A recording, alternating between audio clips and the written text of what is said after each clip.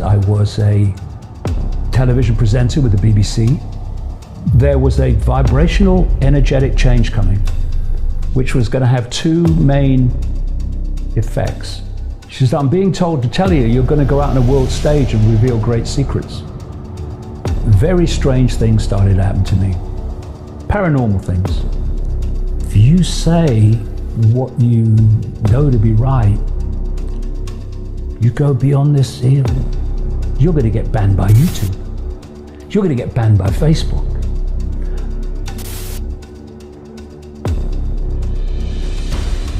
Back in the 1980s, I was a television presenter with the BBC. I was a national spokesman for the British Green Party for a short time. And then very strange things started to happen to me. Paranormal things. And I ended up trying to work out what the heck was happening to me in a psychic's front room. Name was Betty Shine, and I went to about 4 times. The first 2 times, not a lot happened. Third time, she starts going into psychic mode, and I'm going, you know what's going on? She said to me, this was March 1990. She says, I'm being told to tell you, you're going to go out on a world stage and reveal great secrets. That one man cannot change the world, but one man can communicate the message that can change the world. And that you are going to face enormous opposition, but they will always be there to protect you. And lots of other things like that, all of which have come true. And that from this moment, you are going to be led to knowledge. And at other times, knowledge will be put into your mind. This is March 1990. And I'm like, something here, literally here, was saying, go with it, go with it. Other parts of me were going, what? From that moment, synchronistically, what people call coincidence, information has come into my life in various ways. People, documents, personal experience, books, all of it, which has been like some unknown, invisible force handing me pieces in a puzzle to put it together. And that's where the information's, come from in this incredibly synchronistic way.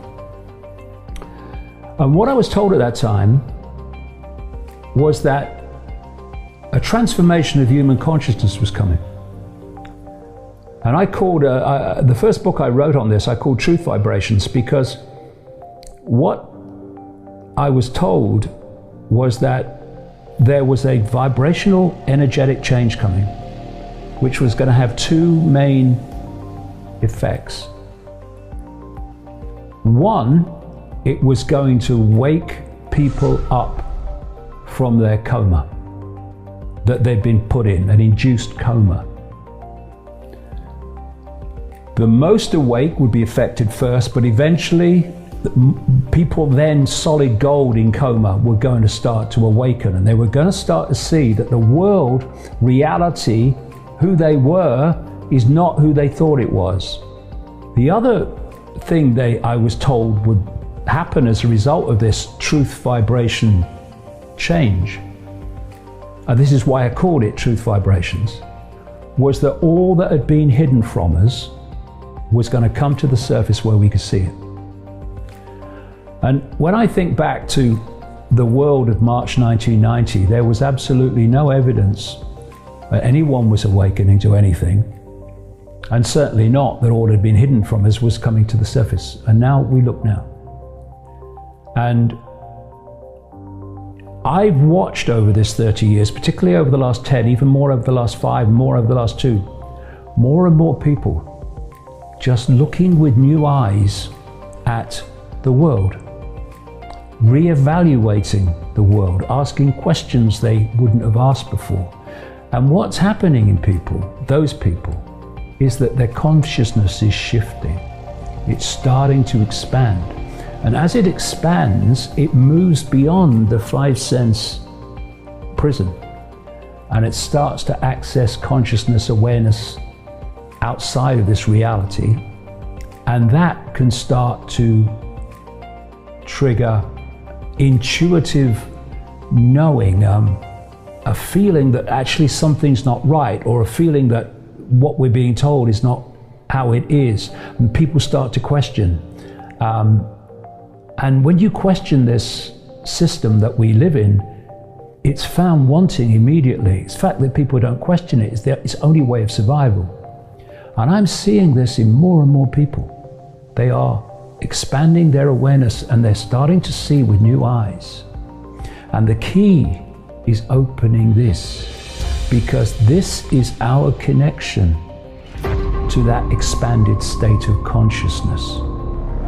And when you open that, not only do you access intuitive inspiration and all that stuff, you lose the fear that is the human prison.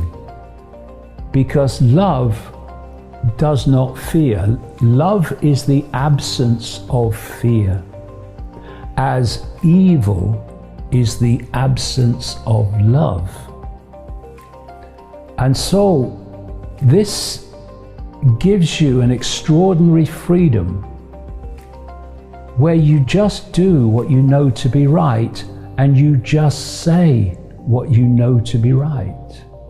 So this would have said in the last few weeks, David, if you say what you know to be right, you go beyond this hill, you're going to get banned by YouTube. You're going to get banned by Facebook, and all the rest of them. This has a power of its own.